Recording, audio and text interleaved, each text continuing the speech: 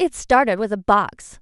Small, perfect, black velvet. The kind of box that usually holds something beautiful, something meaningful, something you're supposed to treasure. But the moment Laura placed it on the stainless steel counter of the Flourishing Crumb, I felt something was wrong. It looked neat sitting there, too elegant beside trays of freshly baked croissants still releasing warm steam into the air.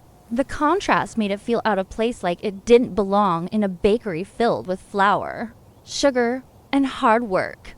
"Happy birthday, Alyssa," Laura said, her voice coated in that sugary sweetness she only used when she had an audience. "We thought it was time you moved on." I didn't answer.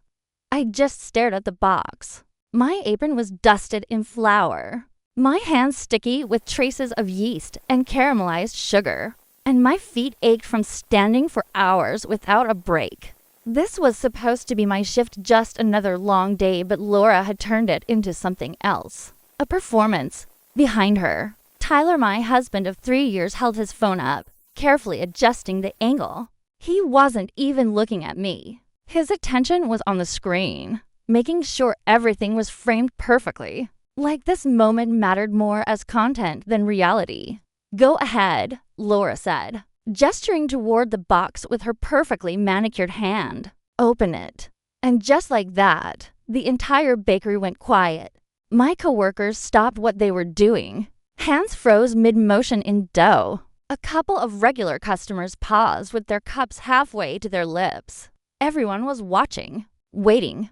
I reached forward slowly. My fingers left faint white marks of flour on the soft velvet as I lifted the lid. For a second, I expected something simple. Maybe a necklace, earrings, something small and polite, just enough to pretend they cared. But it wasn't jewelry. Inside, neatly folded with sharp edges pressing into the silk lining, were papers. Legal papers. At the very top, printed in bold, cold letters, petition for dissolution of marriage. Time didn't stop. It didn't shatter. It just slowed. But my heart didn't race. My breath didn't catch. I didn't give them what they wanted. No tears. No shock. No breakdown for Tyler's camera to capture. Instead, something else settled over me. Something calm. Something sharp. It felt like the air in the room suddenly cooled. Like everything became clearer in an instant. Every detail sharpened. Laura's smile, Tyler's focus, the way Olivia leaned back in her chair, waiting. Laura's expression flickered for a second. Just a second. Tyler zoomed in, probably thinking I was frozen in shock. But I wasn't. I was thinking, calculating. Without saying a word, I slipped my hand into the pocket of my apron and pulled out a black permanent marker. The cap clicked off with a small, quiet sound that somehow felt louder than anything else in the room. I took the papers out of the box. I didn't read them. I didn't ask a single question.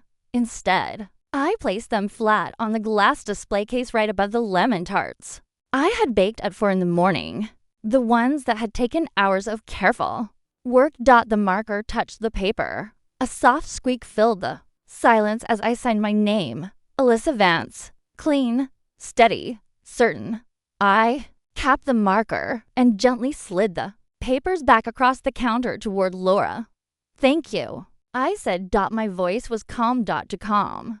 "This is actually the best gift you could have given me." Then, slowly, I reached behind my neck and untied my apron. The fabric loosened and slipped from my shoulders, falling to the floor in a soft heap of white. For a moment, no one moved. I looked at Tyler. His phone had lowered slightly, confusion replacing his confidence. Then I looked at Laura. She was staring at the signed papers like they had just turned into something dangerous, something she didn't know how to handle anymore.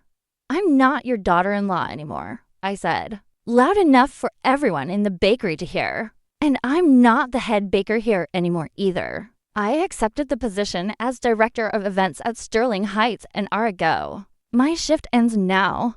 I reached under the counter, grabbed my purse, and walked forward. Past Tyler. Past Laura. Past Olivia. I didn't stop. I didn't hesitate. I didn't look back.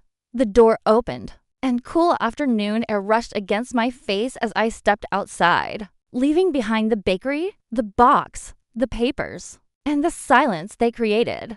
Behind me, they were still standing there, holding a signed divorce, a black velvet box, and a room full of people who suddenly didn't know what to say. Before I go on, drop a comment and tell me where you're listening from and what time it is right now. I always love seeing where everyone is joining from. It makes this story feel bigger, like we're all part of it together. Now, let me take you back a few hours earlier, because 3 hours before all of this, I was standing in that same bakery, unlocking the doors, holding onto a small, quiet hope I already knew was foolish. It was my 29th birthday. I told myself I didn't expect anything. No party. No big moment. But somewhere inside me, deep down, there was still that small voice. The same voice I had as a child, waiting by the window, hoping someone would show up. Maybe just dinner. Maybe just a simple happy birthday that felt real. Instead, I got a text from Laura. Private event booked tonight, 6 p.m. Be ready to run the floor. When I arrived, the bakery had already been transformed. Not for me, for them. Laura had reserved the entire place, the flourishing crumb, the bakery I had built with my own hands, turning it from a failing shop into something successful. But the event wasn't for customers. It was just 3 people. Laura, Tyler, Olivia, and the staff. Just me. Alyssa, the water glasses are empty, Olivia said, snapping her fingers without even looking at me. She wore a dress that cost more than my car, casually picking apart one of my almond croissants like it was beneath her. And this pastry is dry, she added. Did you even try today? I baked them fresh this morning, I said, keeping my voice even as I refilled her glass. Well, maybe you were distracted, Laura added smoothly, sipping her wine. You know how you get. Tyler said nothing. He just ate the croissant Olivia had rejected. I turned away, walking back to the counter, my chest tight. The bakery smelled like vanilla and sugar, the scent that used to comfort me. But tonight it felt heavy. Overpowered. Taken over. As I wiped down the espresso machine, I caught my reflection in the metal. Tired eyes. Flour in my hair. A woman who had spent 5 years trying to earn a place in a family that never saw her as equal. Why do I do this? The question hit me harder than ever before. And this time, I didn't ignore it. Memories came rushing back, meeting Tyler, believing in something real, thinking I had finally found a place where I belonged. I thought the criticism was normal. The pressure was normal. The sacrifices were normal. I thought if I gave enough, worked enough, endured enough, one day, I would finally be enough. Alyssa. Laura's voice snapped me back. Olivia spilled her latte. It's dripping everywhere. Can you clean it? I looked over. The cup wasn't knocked over. It was placed there, deliberately. I grabbed a cloth and walked over. I knelt down and started cleaning while they continued talking about their vacation plans. I wasn't invited to, but had probably helped pay for. You missed a spot, Olivia said casually. I looked up at her, and for the first time, I didn't feel anything. No fear. No need to impress. No need to belong. Just clarity. I stood up slowly, holding the cloth. I'll get the mop, I said. My voice sounded different, stronger. As I walked to the back, I passed the wall calendar. Today's date was circled. Alyssa's birthday. But it had been crossed out, rewritten, family meeting. They didn't forget. They replaced it. I stood there for a moment, the smell of bleach sharp in the air, and something inside me broke.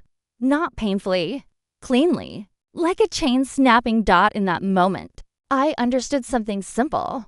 I didn't owe them anything. Not my time. Not my energy. Not my dignity. I rinsed the cloth, watching the dirty water swirl away, and I made a quiet promise. This was the last mess of theirs I would ever clean. When I walked back out, Laura was already pulling a small black velvet box from her purse. placing it carefully on the counter with a smile. "Alyssa, come here," she called sweetly. "We have a surprise for you." I walked toward them not as someone waiting for approval, but as someone who was already done.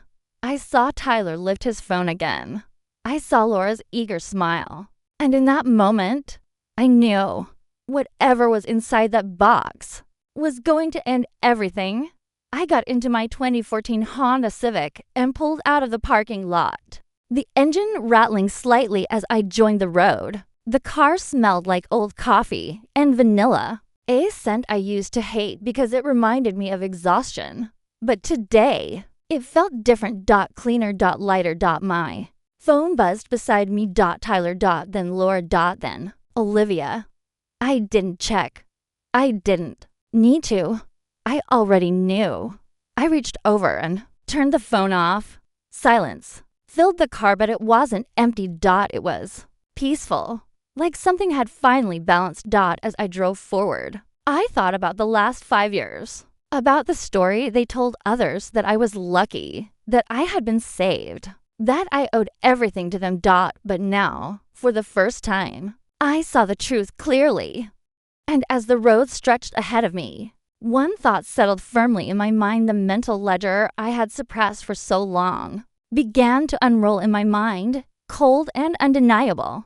Item 1, the apartment. Tyler and I lived in a sleek 2-bedroom apartment in the trendy downtown district. Laura loved to brag to her friends that she had set us up there. The truth, the lease was in Tyler's name, but the rent came from my account. Every month, $2,400. Tyler's freelance graphic design career hadn't produced a paycheck in 14 months. I paid the rent so his mother wouldn't know her golden boy was broke. I paid it so I could pretend we were partners. Item 2, the debt. 6 months into our marriage, collectors started calling. Tyler had $12,000 in credit card debt he'd hidden from me. It was for business expenses. He'd lied, his eyes wet with panic.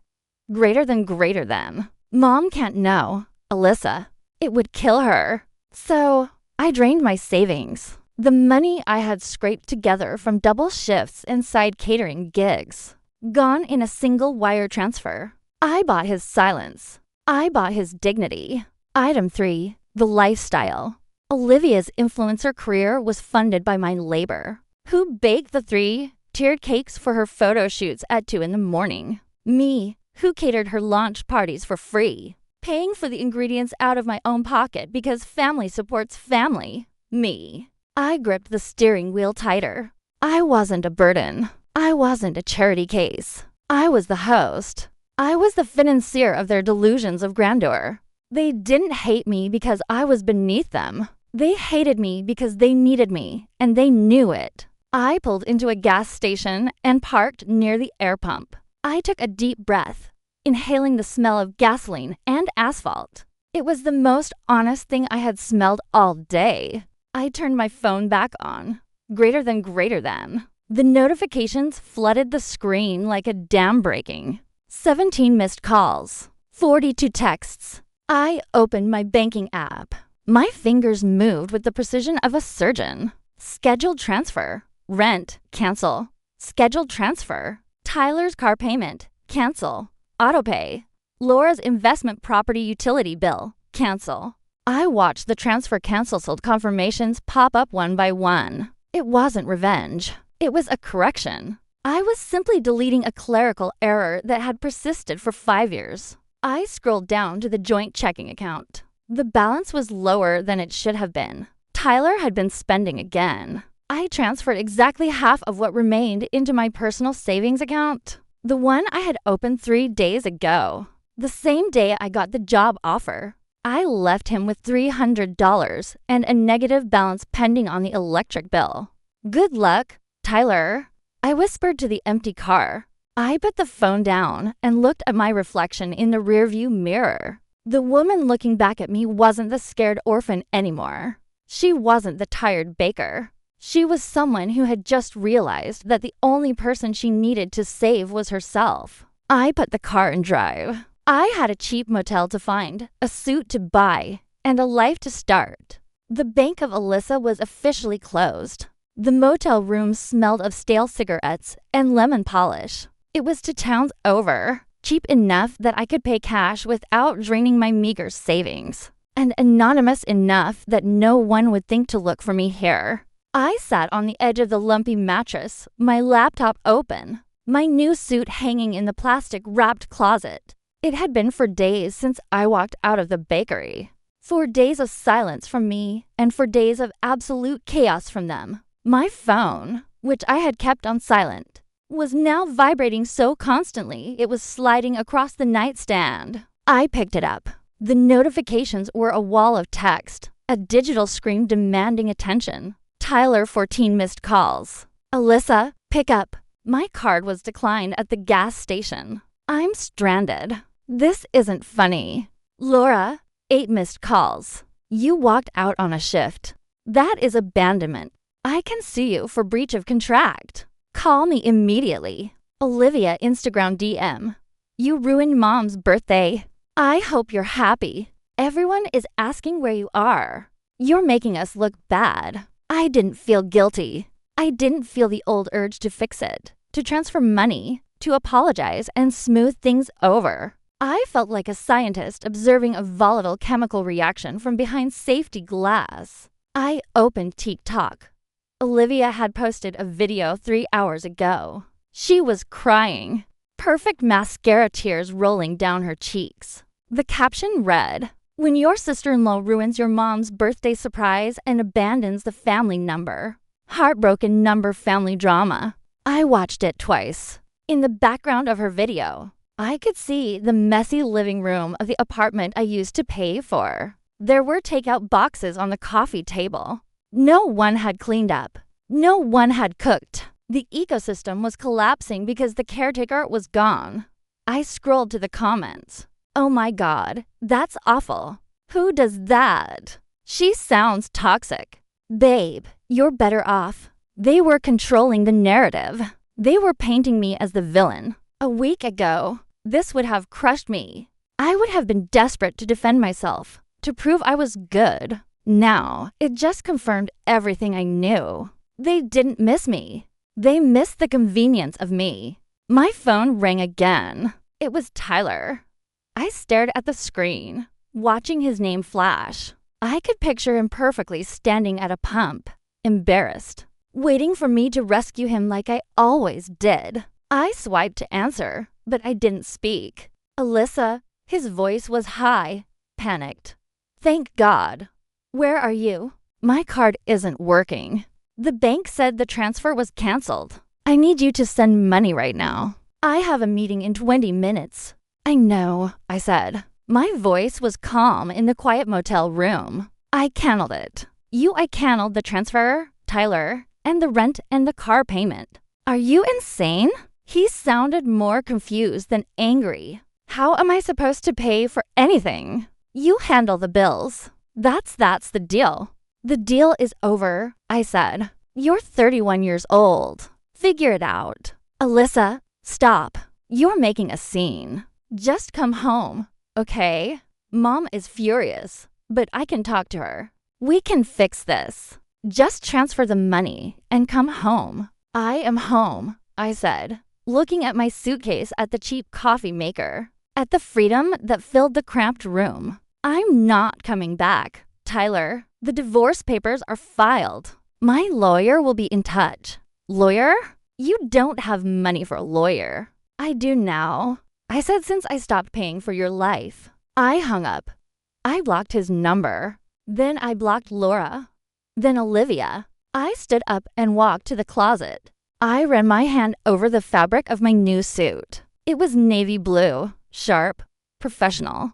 It was the armor of a woman who was done being a victim. Tomorrow I started at Sterling Heights. Tomorrow I became someone else. I went to the bathroom and splashed cold water on my face. The face in the mirror looked tired. Yes, but the eyes were clear. The fear was gone. Let them post their videos. Let them scream into the void. I had a job to do. The lobby of Sterling Heights Resort didn't smell like bleach or burnt coffee. It smelled of eucalyptus, crisp linen, and money. High ceilings stretched above me, light filtering through enormous glass windows that overlooked the ocean. Everything was quiet, efficient, and impeccably clean. I walked through the staff entrance, my heels clicking on the polished marble. I wasn't Alyssa the baker anymore. I was Alyssa Vance, director of events. "Good morning, Miss Vance," the concierge said, nodding respectfully as I passed.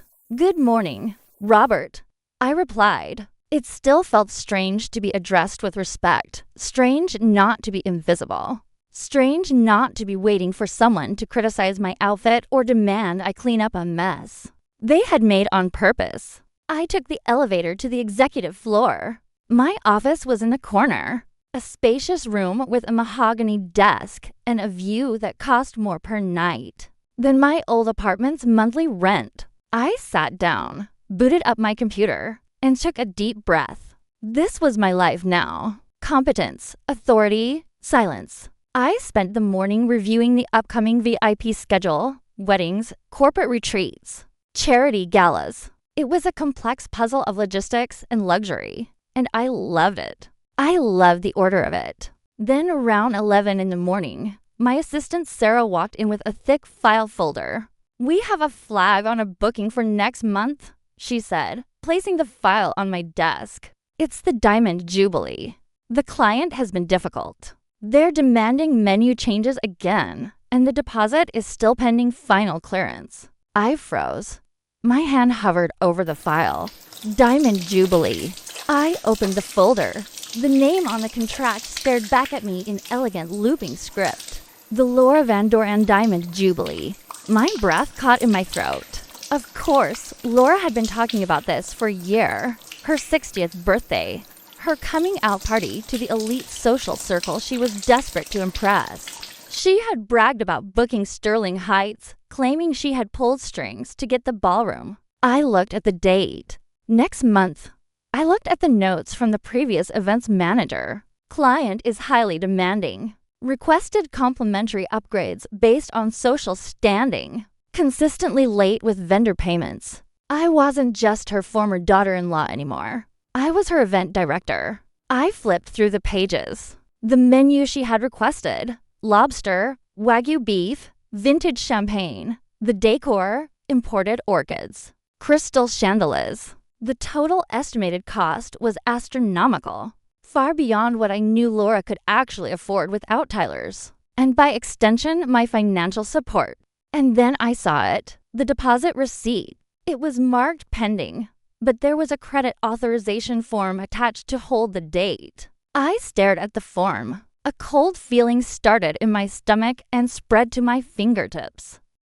The card on file was a platinum reserve. I knew that card. I had paid the bill for it every month for 3 years. It was in Tyler's name, but I was an authorized user. I had paid it off completely before I left, severing my connection to the account. But here it was, used to secure a $50,000 venue hold. I looked closer at the signature at the bottom of the authorization form. It was a scroll, hurried and messy. It read Lee Vance. The date next to the signature was 2 weeks ago. I sat back in my chair, the file heavy in my hands. The room suddenly felt very small. They hadn't just booked a party. They had used my name, my credit history, and my signature to do it. Laura didn't know I worked here. She didn't know I was the one reviewing this file. She thought she was just scamming a faceless corporation, using her daughter-in-law as collateral. One last time, I picked up the phone. "Sarah," I said. My voice was calm, dangerously calm. "Get legal on the line and pull the security footage from the front desk for the day. This form was submitted. I need to see exactly who dropped this off." I looked out the window at the ocean churning and gray. They wanted a party. They wanted to be treated like royalty. Well, they were about to get the royal treatment, just not the kind they expected. Sarah brought me the security footage within the hour. I watched it on my laptop screen, the grainy video playing in silent, jerky motion. The time stamp read 10:14 in the morning 2 weeks ago. The automatic doors slid open. A woman walked in, She was wearing oversized sunglasses and a wide-brimmed hat, trying too hard to look incognito, but ending up looking like a caricature of a spy. She approached the front desk, sliding a single sheet of paper across the marble counter to the receptionist. I paused the video and zoomed in. It was blurry, but I knew that walk. I knew the way she tilted her head, dismissive and arrogant, even when asking for a favor. It wasn't Laura. It was Olivia. Laura hadn't even done the dirty work herself. She had sent her daughter to commit the felony. I leaned back in my chair, the realization settling over me like a heavy blanket. They hadn't just used my credit. They had impersonated me. Olivia had walked into this hotel, claimed to be Alyssa Vance, or at least an authorized representative, and handed over a forged document to secure a party she couldn't afford. I picked up the credit authorization form again. The signature was a clumsy attempt at my own, too loopy, too sharp. It was the kind of forgery you commit when you don't respect the person you're stealing from enough to even learn how they write. "Sarah," I said, pressing the intercom button, "get me the legal department and call the fraud division of my credit card company. I need to report unauthorized activity. Right away, Miss Vance." I looked at the file again. The Laura Van Doren Diamond Jubilee. It was a house of cards built on my credit score. They were planning to drink vintage champagne and eat lobster while I footed the bill, assuming I would just quietly pay it off like I always did, assuming I was too weak, too scared, or too stupid to fight back. This wasn't just a toxic family dynamic anymore. This was a crime. I picked up the phone when legal connected. "This is Alyssa Vance," I said. "I have evidence of identity theft and credit card fraud involving a booking at our venue. The perpetrator is the client. We'll need to file a police report immediately," the lawyer said, his voice professional and detached. "Do you want to handle the cancellation now?" "No," I said. A cold, hard plan was forming in my mind. "Not yet. Let the reservation stand. They're coming in for a final tasting tomorrow. I want to handle this personally. Miss Vance, if there's fraud involved, we usually terminate contact immediately. They don't know I work here." I interrupted. "They think they're walking into a party. I want them to walk into a reality check." There was a pause on the line. "Understood. We'll have security on standby." I hung up. I looked at the signature on the form one last time. Alyssa Vance. It was a lie, a forgery. But tomorrow, they were going to meet the real Alyssa Vance, and she wasn't signing checks anymore. She was signing eviction notices. The next day, I stood in the executive boardroom flanked by our head of security and the resort's legal counsel. The room was imposing floor-to-ceiling windows, a mahogany table long enough to land a plane on, and a view that screamed power. At exactly 2 in the afternoon, the double doors opened. Laura swept in first, wearing a cream pants suit and oversized sunglasses. Looking every bit the queen surveying her new kingdom, Tyler trailed behind her, looking nervous, and Olivia brought up the rear, already recording on her phone for her Instagram story. Finally, Laura said, removing her sunglasses with a dramatic flourish, "We've been waiting in the lobby for 10 minutes. Where is the event director? I have specific notes about the floral arrangements that need to be addressed immediately." I turned my chair round slowly. "Hello, Laura," I said. The silence that followed was absolute. It wasn't just shock. It was a physical inability to process what they were seeing. Laura's mouth opened, but no sound came out. Tyler actually took a step back, bumping into Olivia, who lowered her phone, her mouth agape. "Alyssa, I work here," I said, standing up. Laura's face turned a mottled red. She recovered first, her arrogance overriding her confusion. "Well," she huffed, crossing her arms. "This is certainly awkward, but I suppose it's convenient. At least you know my tastes. Now, about the champagne." "There won't be any champagne, Laura," I interrupted. My voice was cool, professional, and utterly devoid of the difference I used to show her. In fact, there won't be a jubilee. Excuse me. Laura stepped forward, her voice rising. You can't cancel my event just because you're petty. I have a contract. I paid the deposit. Did you? I asked. I picked up the file on the table and slid a single piece of paper across the mahogany surface. It stopped right in front of her. That is the credit authorization form used to secure the venue. I said, it's signed by me. Dated 2 weeks ago. Laura looked down at the paper. Then she looked at Olivia. Olivia went pale, her eyes darting around the room like a trapped animal. I didn't sign that. I continued. I wasn't even in the state, which means someone forged my signature to use my credit line. That's not just a policy violation, Laura. That's identity theft. It's a felony. Tyler looked from the paper to his mother, then to his sister. Olivia. He croaked. You said you handled it. Olivia stammered, backing away. We filed a police report this morning, I said, motioning to the lawyer beside me. And we've notified the fraud division of the credit card company. The reservation is canceled effective immediately due to fraudulent payment. You called the police? Laura gasped, clutching her chest as if she were the victim. On your own family? You're not my family, I said. You made that very clear when you handed me divorce papers on my birthday. I looked at Tyler. He looked sick. Alyssa, please. We can fix this. It wasn't a mistake. Tyler, it was a crime, and you're an accessory if you knew about it. I didn't need to shout. Authority doesn't need volume. I turned to the head of security.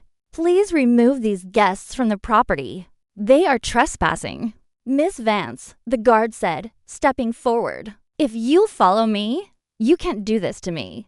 Laura shrieked, her composure shattering completely. Do you know who I am? I will ruin you. I will tell everyone. Tell them what? I asked, leaning forward, my hands flat on the table. That you tried to throw a party you couldn't afford on your ex-daughter-in-law's stolen credit card? Go ahead, Laura. Tell them. I'd love to hear that story. She stared at me, her eyes wide with hate and fear. For the first time, she saw me, not as a servant, not as a wallet, but as a wall she couldn't break down. She turned and stormed out, her heels clicking angrily on the marble. Olivia followed, sobbing. Tyler lingered for a second, looking at me with a mixture of regret and awe. I'm sorry, he whispered. Goodbye, Tyler, I said. He turned and left. The heavy doors swung shut behind them, sealing out the noise, the drama, and the toxicity. I sat back down in my chair. The room was quiet again. The lawyer nodded at me respectfully. The security guard spoke into his radio. Subject is leaving the premises. I looked out the window at the ocean. It was a beautiful day. The fallout wasn't immediate, but it was thorough. Like a building collapsing in slow motion, Laura's social empire disintegrated over the next few weeks. The Jubilee cancellation made the rounds first. When the invitations were rescinded, the rumors started. Then came the police report. People in high society love gossip more than they love their own children, and Laura had given them a feast. Her reputation wasn't just tarnished, it was incinerated. She was no longer the queen bee of the charity circuit. She was the woman who had committed fraud to pay for a party she couldn't afford. Tyler tried to call me a week later. I saw the notification on my blocked list log. He left a voicemail. I didn't know it was illegal.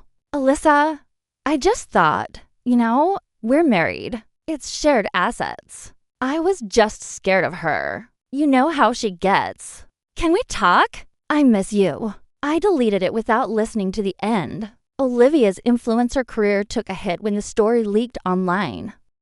The comments on her videos shifted from adoration to accusations. She went private within days without my income. The apartment lease was broken. Tyler moved back in with Laura.